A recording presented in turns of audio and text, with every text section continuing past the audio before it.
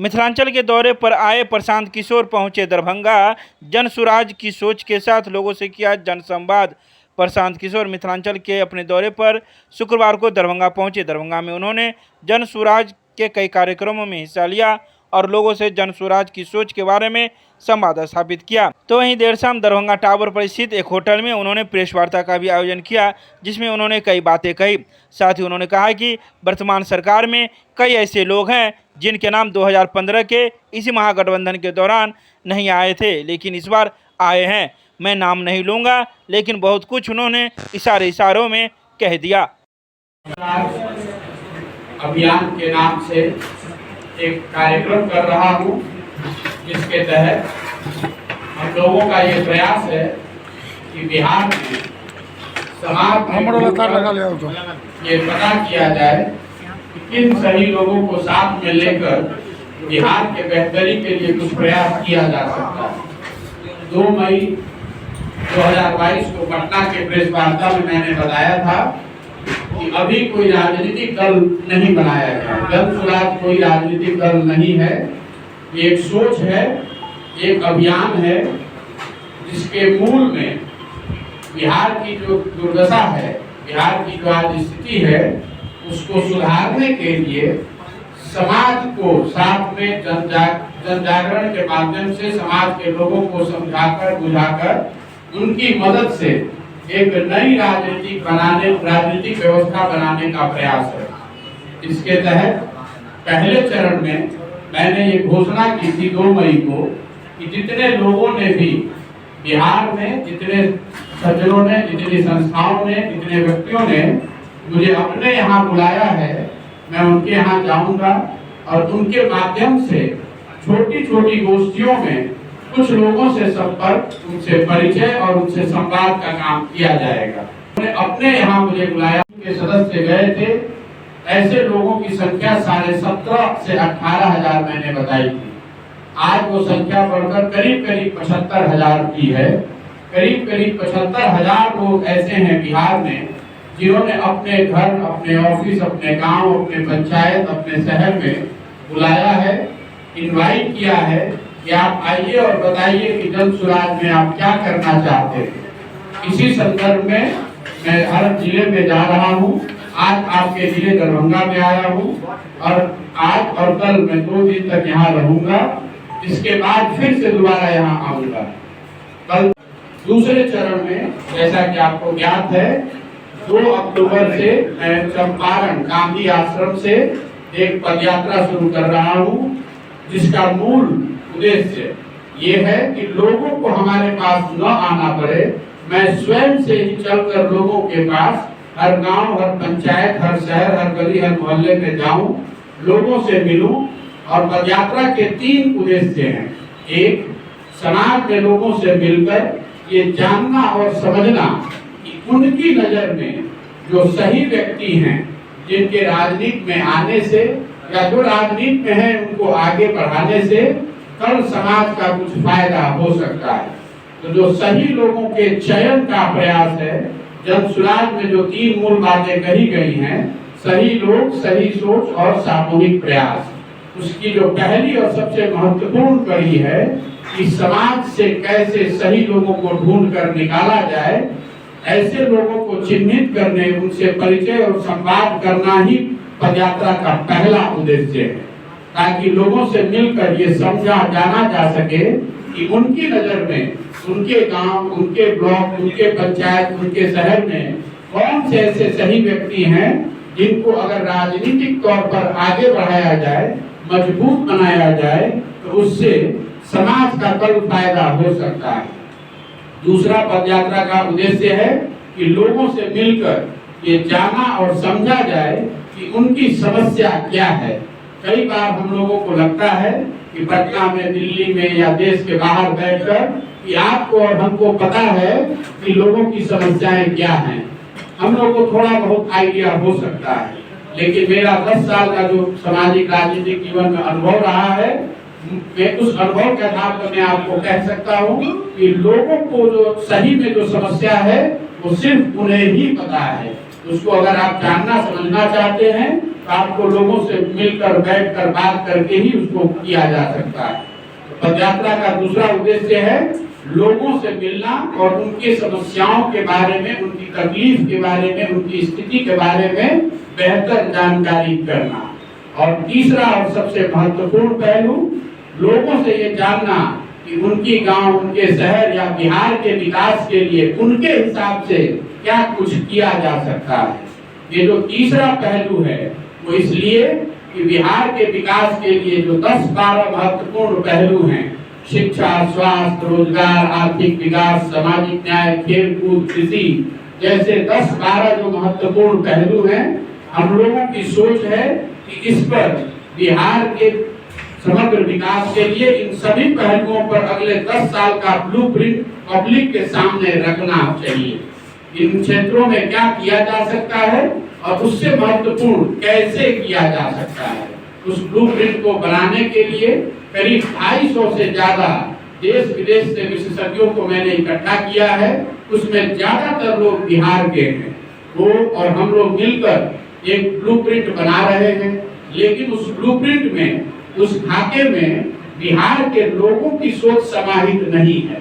जब पदयात्रा के दौरान लोगों से मिलेंगे, उनसे चर्चा करेंगे, मैं स्वयं और मेरे साथ जो सैकड़ों और लोग काम कर रहे हैं, हम लोगों का प्रयास है कि पदयात्रा के दौरान हर उस व्यक्ति तक जो कुछ सुझाव देना चाहता है या जो कुछ कंट्रीब्यूट करना चाहता है, उससे मिलें, उससे बात करें, उसके सुझावों को शामिल करें और क्या काम करना चाहते हैं उसको कैसे करेंगे।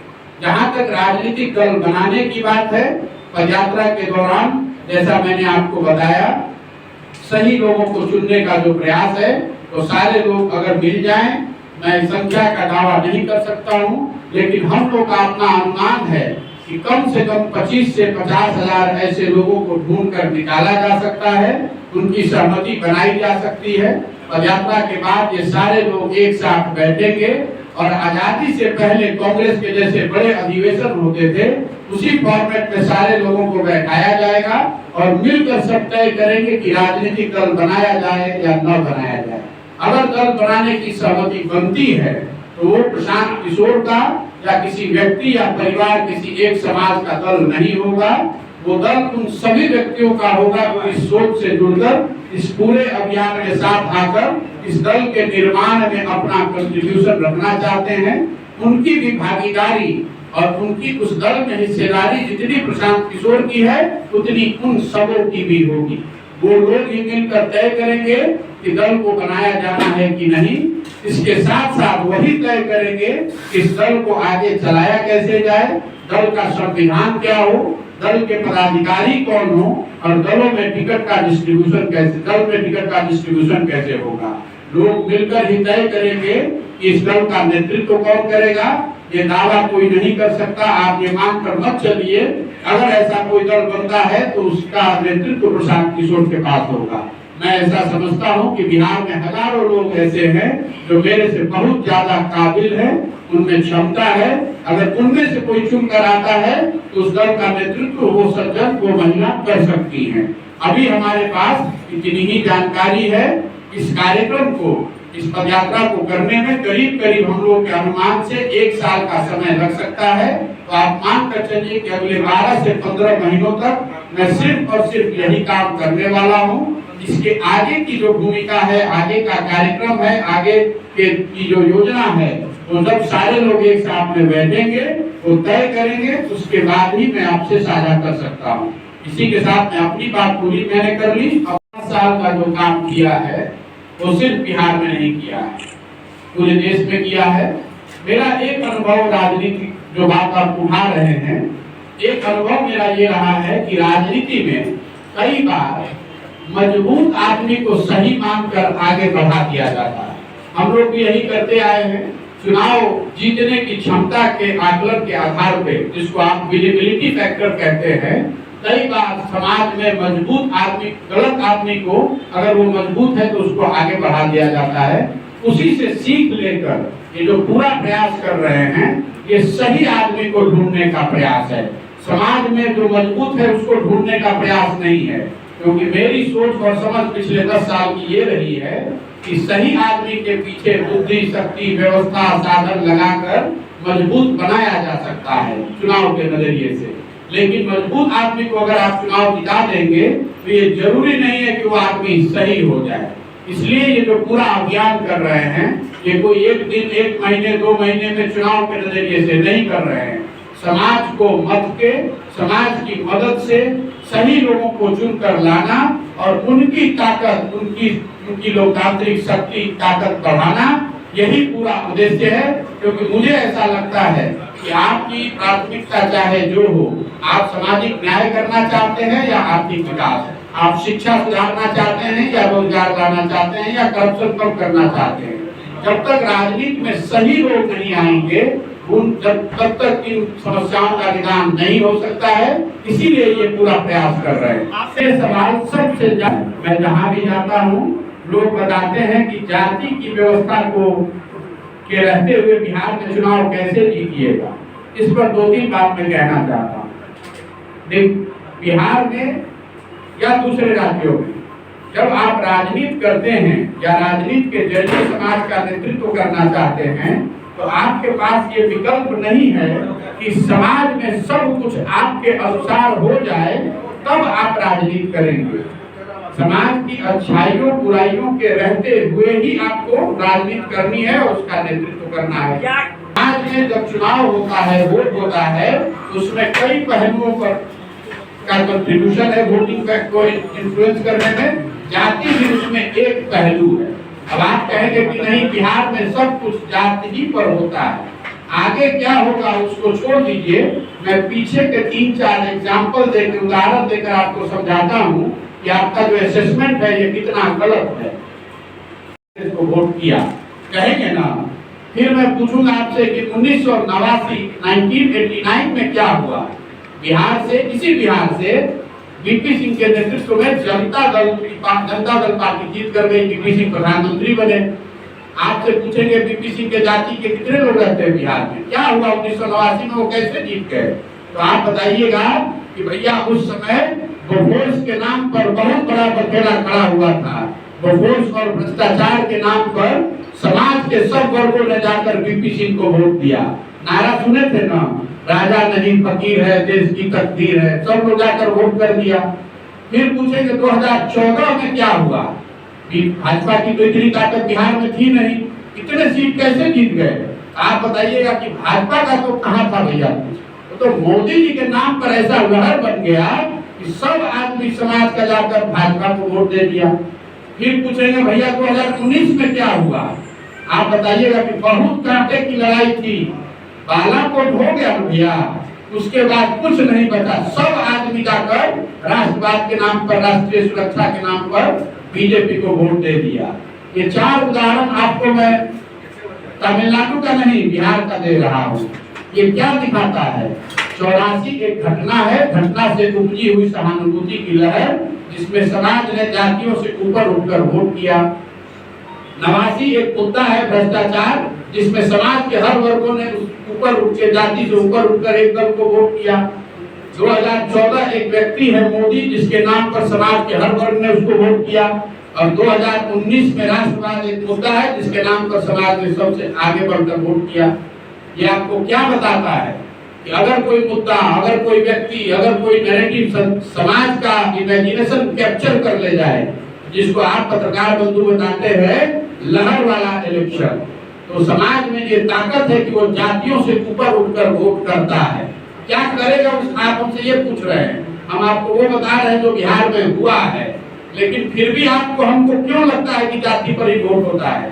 इसलिए लगता है कि कई चुनाव हुए जिसका मैंने आपको उदाहरण नहीं दिया। होता ये है कि कोई व्यक्ति नहीं है, कोई नैरेटिव नहीं है, कोई मुद्दा नहीं है, जिसको आप कहते हैं लहर नहीं है, दोनों तीनों लड़ने वाले एक जैसे ही दिख रहे हैं, तो समाज भी कहता है कि दोनों तो एक जैसा है, चलो अपने जाते वाले को दे देते हैं, है ना? आप कहते हैं कि लहर वाला इलेक्शन नहीं है, कि माइक्रो लोकल इशू पर चुनाव हो रहा है। अगर बड़ी व्यवस्था, बड़ा नैरेटिव बना दीजिएगा तो समाज जाति से ऊपर उठकर वोट करता है। दूसरी बात, अगर सिर्फ जाति पर ही वोट पड़ता है, तो भाजपा को तो यहाँ 0 वोट आना चाहिए था। मोदी जी की जाति का तो कोई रहता ही नहीं बिहार में, तो दोनों बात कैसे सही हो सकता है। और एक अंतिम बात समझ लीजिए, मैंने कहा सही लोगों को चुनने की बात। हर जाति हर समाज में सही लोग हैं।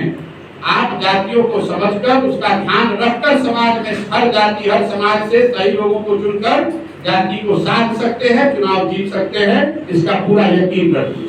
प्रशांत जी, मैं ये मानता हूँ कि 10 वर्ष मैंने जो काम किया, भगवान की कृपा से कुछ सफलता मिली। अब जब मुझे जीवन में ये अवसर मिला है कि मैं आगे जो कुछ कर सकता हूँ ये स्वयं से चयन करूँ, तो मैं बिहार का होने के नाते ऐसा समझता हूँ कि मुझे ये प्रयास करना चाहिए। मुझे ये एहसास है कि ये कठिन काम है, इस बात का इल्म है कि इसको करने में बहुत समय लग सकता है, लेकिन मुझे ऐसा लगता है कि अगर 44-45 साल की उम्र वाले हमारे जैसे व्यक्ति की हिम्मत नहीं पड़ेगी तो बिहार में किसकी हिम्मत पड़ेगी। बिहार को अगर सुधरना है, बेहतर बनना है, तो बिहार के लोगों को ही प्रयास करना पड़ेगा। इसको सुधारने के लिए पंजाब और केरल से लोग तो नहीं आएंगे। अगर हमारे जैसे आदमी की हिम्मत नहीं पड़ेगी, हम जब घर से चले होंगे तो 20,000 रुपए की नौकरी चाहते थे, उसके आगे भगवान की कृपा से बहुत कुछ मिल गया। अब जब अवसर है तो मैं अपनी शक्ति बुद्धि ताकत इस बात के लिए लगाना चाहता हूँ कि समाज में इस बात के लिए लोगों को जागृत किया जाए और समाज से अच्छे लोगों को ढूंढ कर निकाला जाए। अगर मैं इतने बड़े बड़े नेताओं और पार्टियों में एक से एक खराब लोगों का चुनाव जिताने में अपना कंधा लगा सकता हूँ, तो एक बार समाज में सही लोगों को भी जिताने के लिए कंधा लगाने प्रयास करने में नुकसान क्या है। जीतेंगे हारेंगे वो भगवान के हाथ में है। देखिए, चुनाव जीतना और हारना किसी एक व्यक्ति के हाथ में नहीं है, कोई किसी को चुनाव हरा जिता नहीं सकता है। लेकिन इतना आप मान कर रखिए कि जो मेरा भारी आलोचक है उसको भी मालूम है कि भाई इस लड़के को और कुछ आए चाहे नहीं, थोड़ी बहुत चुनाव की समझ तो हमको है कि चुनाव कैसे लड़ा जाता है, इसकी थोड़ी बहुत समझ तो हमको भी होगी। आपके इतना नहीं होगी, लेकिन थोड़ी बहुत तो जरूर होगी। और आप मान कर चलिए कि हम लड़ने के लिए लड़ने वालों में से नहीं हैं। अगर लड़ने आए हैं तो जीत का खाका दिमाग में बनाकर आए होंगे। देख रहे हैं 3 महीना में कितना उथल पुथल मचा हुआ है। हम कुछ कर रहे हैं, हम तो चुपचाप बैठे हुए हैं, दल भी नहीं बनाए हैं। 180 डिग्री राजनीति यहाँ बिहार की घूम गई है ना। 3 महीना पहले पूछते तो आपको अंदाजा होता। इसलिए भविष्य में क्या होने वाला है उसको सेकंड गेस करने की जरूरत नहीं है। हमारा काम है प्रयास करना ईमानदारी से, और जो मैं समझता हूँ यही रास्ता है। इसी तरीके से बिहार को इस दुर्गति से, इस दुर्दशा से निकाला जा सकता है। कोई एक व्यक्ति या दल बिहार को सुधार नहीं सकता है। पिछले 50-60 सालों में बिहार में 25 लोग अलग अलग मुख्यमंत्री बने हैं, लेकिन बिहार की दशा वैसे की वैसी बनी हुई है। आप आज से 50 साल पहले भी देश के सबसे गरीब और पिछड़े राज्य थे, आज भी आप देश के सबसे गरीब और पिछड़े राज्य हैं। अगर इसको किसी एक आदमी एक दल ने बिगाड़ा नहीं है तो इसको बनाने की जिम्मेवारी भी एक व्यक्ति या एक दल की नहीं है। अगर कोई एक व्यक्ति या दल ये दावा कर रहा है कि हम आएंगे तो ठीक कर देंगे, तो लिख कर रखिए, तो ही बात हो सकती है। या तो आदमी बेवकूफ है, उसको समझ नहीं है कि बिहार में समस्या कितनी बड़ी है, या फिर सिरे से हमको आपको सबको बेवकूफ बना रहा है। जीतने के बाद वो भी कुछ कर नहीं पाएगा। इसको करने के लिए सिर्फ और सिर्फ एक ही उपाय है, बिहार के लोगों में वो ताकत है। समाज से ऐसे लोगों को चिन्हित करके एक साथ लाना होगा। दूसरे राज्यों में ये हुआ है, तमिलनाडु में द्रविड़ियन आंदोलन हुआ है, तभी तो उनकी तरक्की हुई है। अगर ये वहां हो सकता है तो बिहार में क्यों नहीं। बिहार में भी समाज को जगाया जा सकता है, लोगों को एक साथ एक मंच पर लाया जा सकता है। अगर लोग एक साथ लग गए, आ गए, तो यहाँ चुनावी सफलता भी मिलेगी ही मिलेगी। आप लिख कर रखिए। तो आप प्रयास है, ये प्रयास को देखते हुए नीतीश कुमार ये फैसला लेने के नहीं, मैंने ये नहीं कहा। मैंने ये कहा कि जो लोग अभी से गेसिंग गेम में लगे हैं कि 6 महीने के बाद राजनीति में क्या होगा, मैंने एग्जाम्पल ये दिया आपको कि जब 3 महीना पहले आपसे पता था, कोई तो कोई बता सकता था कि नीतीश जी फिर से महागठबंधन में जाने वाले हैं। इस तरह की जो संभावनाएं हैं, इस तरह का गेसिंग वर्क है, वो नहीं करने का कोई मतलब नहीं है। आप अपना प्रयास कर सकते हैं। मुझे ऐसा लगता है किसी से रास्ता खुलेगा। इसी से बिहार का आगे रास्ता खुल सकता है। मेरा काम है इस सोच पर टिके रहना, इस पर मजबूती से और ईमानदारी से काम करना। अभी जो 2-3 महीने का मेरा अनुभव रहा, मैंने एक नंबर आपको बताया, मुझे जितनी उम्मीद थी उससे बहुत ज्यादा संख्या में लोग ये बता रहे हैं कि प्रशांत जी काम कठिन है लेकिन आप ही से आसान है। ऐसे रैंडम लोग मुझसे मिलते हैं तो बताते हैं। इसका मतलब ये नहीं है कि सब हमारे समर्थक हैं। मैंने इतने दिन चुनाव कराया है, मुझे इस बात का एहसास है कि सेल्फी लेने वालों के आधार पर चुनाव जीतने हारने का प्रेडिक्शन नहीं किया जा सकता है। लेकिन ये अगर प्रयास किया जाए, समाज को जोड़ा जाए, संगठन बनाया जाए, लोगों को समझाया जाए, व्यवस्था खड़ी की जाए तो इसको किया जा सकता है। ये असंभव नहीं है। बहुत लोग बता रहे हैं। एक मिनट रुकिए ना सर, अभी आपने कहा कि कई सारे खराब लोगों को भी जब आपने चुनाव जिताने में मदद कर दी तो अपने बिहार के लिए आप अच्छे लोगों को क्यों नहीं लाएंगे? क्या आप ये कहा जा सकता है कि आपको इस बात का अफसोस है कि कुछ खराब लोगों को भी देश में आपने चुनाव जिताया? नहीं, देखिए ये अफसोस की बात नहीं है। जब आप किसी दल के साथ काम करते हैं, किसी एग्जिस्टिंग व्यवस्था के साथ काम करते हैं, आपके पास ये 100% अथॉरिटी नहीं है, आपके पास वो लिवरेज नहीं है कि उस दल में जैसे आप चाहें वैसे कर दें। आपको जो चीज मिलता है उसी को बेहतर बनाकर आपको चुनाव जिताना है। गलत आदमी को जिताया इसकी बात नहीं है। उस संदर्भ में जहां पर अच्छा लगा, जो सही लगा उसको जिताया। इसका मतलब ये जरूरी नहीं है कि वो आइडियल है। जो हम बनाने की कोशिश कर रहे हैं, जब हमें फ्रेश ही बनाना है, नया बनाना है, तो क्यों ना मैं इसको जैसा चाहता हूँ वैसा बनाऊं। ये संभव है कि ये बनाने के प्रक्रिया में हमारे साथ भी कई गलत लोग जुड़ जाए, उसकी कोई गारंटी नहीं है। लेकिन प्रयास ये है, जब आप नया बनाकर कुछ करना चाहते हैं तो जितना बेहतर बनाया जा सके वो बनाएं।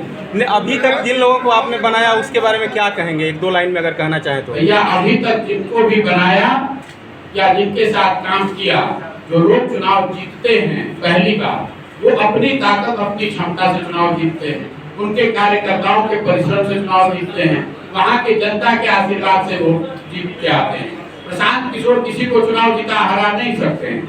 आप उस पूरी प्रक्रिया में अपना कंधा लगा सकते हैं, कुछ योगदान दे सकते हैं। वो सही है कि गलत है ये वहाँ की जनता ही तय कर सकती है, ये हमारा एकाधिकार तो है नहीं।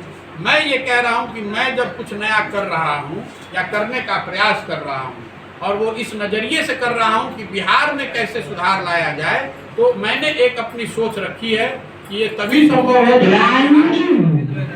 जब बिहार में मैं सही लोगों को ढूंढ कर निकालूं, उनको एक साथ जोड़कर एक नई व्यवस्था बनाऊं। मेरी एक भूमिका थी, उस भूमिका को जितनी जिम्मेवारी और ईमानदारी से मैं निभा सकता था मैंने निभाया। जिसको सफलता मिलनी थी मिली, जिसको हारना था वो हारा, उससे मेरा कोई लेना देना नहीं है। उस 10 साल को काम करने के बाद जब मेरी स्थिति ऐसी हुई, कुछ लोग ऐसा बताते हैं भाई आप पहले क्यों नहीं कर रहे थे? पहले इसलिए नहीं कर रहे थे कि हमारी वो क्षमता ही नहीं थी। मान लीजिए कि अगर 10 साल में हमने काम नहीं किया होता और हम आपके शहर में आते प्रेस कॉन्फ्रेंस करने, तो आप में से कितने लोग आते हमको पूछने के लिए? हम यही शहर से गुजर जाते, आप हमको पूछते भी नहीं, आप हमको पहचानते भी नहीं। जो 10 साल काम किया है, किसी की नजर में सही होगा, किसी की नजर में गलत होगा, लेकिन मैं उसी काम के आधार पर जो मैंने अपनी पहचान बनाई है, उसी की वजह से आज आप हमको सुन रहे हैं, उसी की वजह से जनता सुनने को तैयार है, तभी तो कुछ नया कर पाएंगे। मंत्री बनने वाले हैं बिहार के, ये तय है क्योंकि 24 या 25 में आप चुनाव लड़ेंगे। देखिए, तो क्या मुख्यमंत्री अगर आप ये कह रहे हैं कि मैं मुख्यमंत्री बनना चाहता हूँ तो आप मेरी क्षमता को अंडर एस्टिमेट कर रहे हैं। मेरी महत्वाकांक्षा उससे बहुत बड़ी है। मैं अपने जीवन काल में विकसित बिहार देखना चाहता हूँ। मैं ये देखना चाहता हूँ कि देश के सबसे अग्रणी राज्यों में बिहार की गणना हो। मैंने इतने बड़े स्तर पर जब काम किया है, कई राज्यों में गए हैं, देखकर ये दुख होता है कि दूसरे राज्य इसी भारत की व्यवस्था में, वहाँ भी करप्शन है, वहाँ भी गलती है, वहाँ भी कमजोरी है, लेकिन वो राज्य और उन राज्यों में लोग बिहार से कई गुना आगे हैं। जब हम लोग वहाँ काम करते हैं तो देखकर इस बात का अफसोस होता है कि हमारे अपने शहर में, हमारे अपने गांव, हमारे अपने राज्य में स्थिति बहुत बेहाल है। बिहार से हम लोग सीमेंट छड़ नहीं भेजते हैं, हम यहाँ से कंप्यूटर टेलीविजन नहीं बनाते हैं, गाड़ी नहीं बनाते हैं। हम लोग यहाँ से पूरे भारत में एक ही चीज भेजते हैं, अनस्किल्ड लेबर। यहाँ जो नए लड़के हैं ट्रेन में बैठ के, बस में भर के, हजारों की संख्या में 20, 30, 40 बरस पहले भी जा रहे थे और आज भी जा रहे थे। ये लोग खुशी से नहीं जा रहे हैं, मजबूरी में जा रहे हैं। मैं तमिलनाडु में जाकर काम कर रहा था, या अभी तेलंगाना में काम कर रहा था। हर जगह आप चले जाइए, वहाँ जो वर्कर है, वहाँ जो सबसे कठिन काम है, जो वहाँ लोकल वर्कर भी करने को तैयार नहीं है, वो करने के लिए बिहार से लोग मंगाए जा रहे हैं। ये स्थिति इसलिए है कि बिहार में उनके पास बेसिक अपने जीवन यापन का भी उपाय नहीं है। वो स्थिति बदलनी चाहिए, और वो स्थिति किसी एक व्यक्ति के मुख्यमंत्री बनने और नहीं बनने से नहीं बदलेगा। अगर सिर्फ मुख्यमंत्री बनना उद्देश्य होता तो जोड़ तोड़ की राजनीति से कहीं ना कहीं जुगाड़ हम भी कर सकते थे। इतना तो आप मान कर चलिएगा कि अगर मैं चाहूँ तो जिस दल में चाहूँ तो शामिल हो सकता हूँ, कुछ ना कुछ जगह भी वहाँ मिल जाएगी, अच्छी खासी जगह मिल जाएगी। वो करना ही नहीं है, वो छोड़कर, क्योंकि मेरा अपना 10 साल का जो अनुभव है कि अगर आप सत्ता परिवर्तन करा भी दें तो ये जरूरी नहीं है कि व्यवस्था का परिवर्तन हो जाए। सत्ता परिवर्तन अगर सही लोगों के साथ होगा तो ही व्यवस्था परिवर्तन की संभावना बनेगी। इसलिए मैं पूरा प्रयास कर रहा हूँ। तो ये आप बिहार में जीत कर आए थे, जो महागठबंधन बनाया गया था उसमें मेरी भी भूमिका रही होगी। बहुत पावर उस समय हाथ में था, चाहते तो उसी पर टिके रहते, लेकिन मैंने देखा कि आप महागठबंधन बनाकर जीते, अकेले जीते। जीतने का मतलब ये नहीं है कि उससे बिहार की स्थिति बदल जाए। इसलिए ऐसे किसी प्रयास का मैं हिस्सा नहीं बनना चाहता हूँ। मैं ये चाहता हूँ कि एक सीधा और नया प्रयास किया जाए, जिसमें समाज से सही लोगों को जोड़कर निकाला जाए।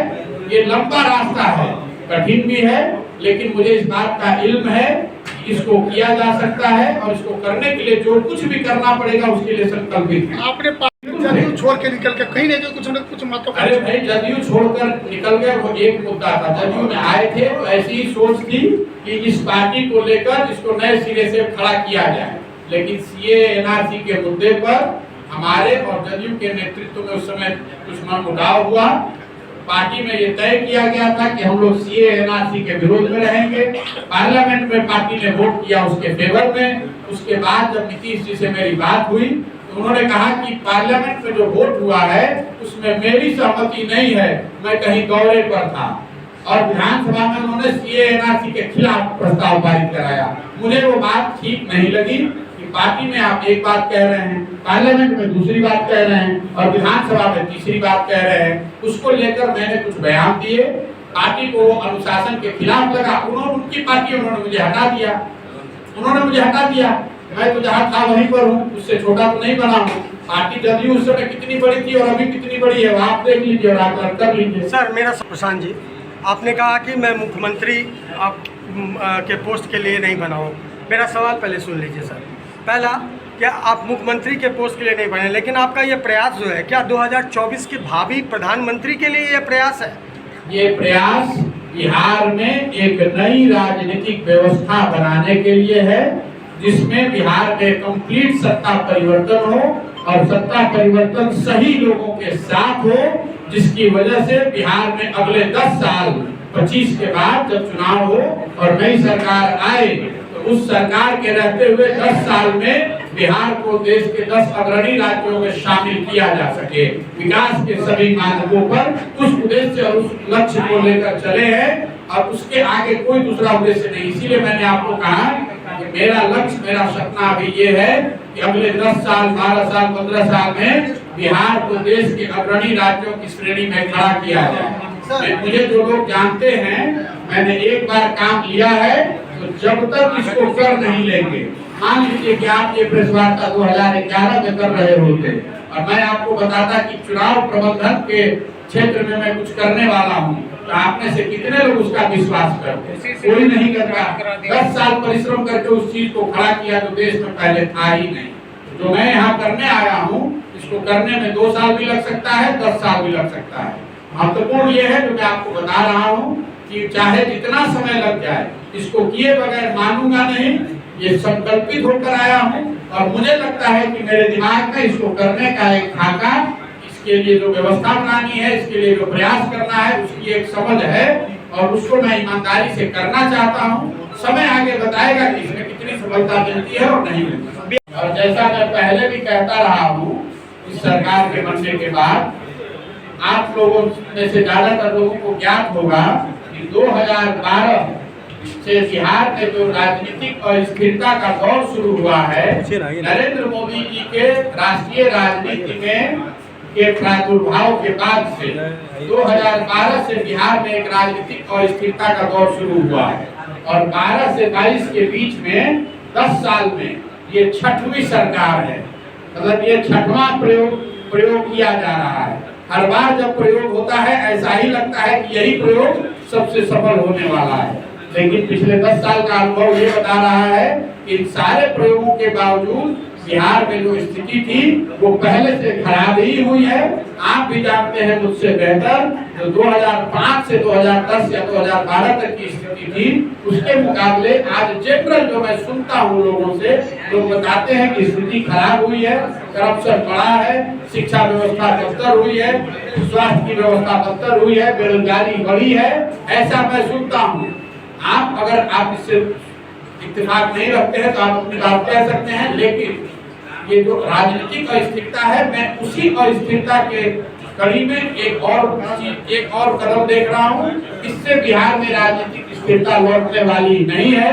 इसीलिए मैंने अभी एक प्रेस कॉन्फ्रेंस में कहा, जिसको मीडिया ने चलाया है, कि मैं ऐसा समझता हूँ कि जो अगला विधानसभा का चुनाव होगा वो आज के महागठबंधन और जो उनके विपक्ष में बीजेपी वाले हैं इस फॉर्मेशन में नहीं होगा। इसमें अभी बहुत कुछ चेंज होना बाकी है। उसको देखिए, समझिए और फिर देखा जाएगा। लेकिन इतना तो मैं आपको दावे के साथ कह सकता हूँ कि 7 दलों के महागठबंधन और जो सामने से बीजेपी है उस फॉर्मेशन में अगला विधानसभा चुनाव नहीं होगा। उसमें अभी बहुत फेरबदल होना बाकी है। चुनाव लड़ सकती है, बिल्कुल लड़ सकती है, इसमें कहीं कोई दो मत रखिए। प्रयास की जरूरत है, जो पार्टी सही प्रयास करेगी वो अकेले लड़के जीत सकती है। गठबंधन से लड़े या अकेले लड़े वो महत्वपूर्ण नहीं है। महत्वपूर्ण ये है कि जो जीत कर आए वो सही लोग हों और उनके साथ काम सही हो। अगर आप मंत्रिमंडल बनाते हैं और उसमें 4 ग्रेडेड क्रिमिनल को आप रख लेंगे या क्रिमिनल बैकग्राउंड के लोगों को रख लेंगे और कहिएगा कि हम सुशासन यहाँ लाने वाले हैं, तो उसको कौन विश्वास करेगा? ये तो कोई बात मानेगा नहीं। वर्तमान सरकार के मंत्रिमंडल पर आपकी क्या प्रतिक्रिया है? मेरी कोई प्रतिक्रिया नहीं है, तो जनता को प्रतिक्रिया देना है। मैंने आपको शुरू में कहा कि इसको मैं शुभकामना देता हूँ, लेकिन एक बात आपको बता रहा हूँ, क्योंकि 2015 का जब महागठबंधन बना था उसमें मैं शामिल था। उसका जो मंत्रिमंडल बन रहा था उसमें कई ऐसे नाम सुझाए गए थे जिस पर वीटो पावर लगाकर रोका गया था। उनमें से कई ऐसे नाम जिसको 2015 में मंत्रिमंडल में शामिल नहीं किया गया था क्योंकि उनकी आपराधिक छवि थी या उनके दागी उन पर दाग था किसी तरह का। ऐसे कई लोगों का नाम मैं इस मंत्रिमंडल में देख रहा हूँ। मैं किसी का नाम नहीं लूंगा, लेकिन मैं ये आपको फर्स्ट हैंड अपनी जानकारी से बता रहा हूँ। कम से कम इस मंत्रिमंडल में 3 लोग ऐसे हैं जिनका नाम 2015 में भी रखा गया था और उस समय जो चर्चा हुई उसमें तय किया गया था कि नहीं, महागठबंधन के मंत्रिमंडल में इस तरह की छवि वाले लोगों को मंत्री बनाना उचित नहीं होगा और उनको नहीं बनाया गया था। ऐसे लोग आज इस मंत्रिमंडल में मंत्री बने हुए हैं। सर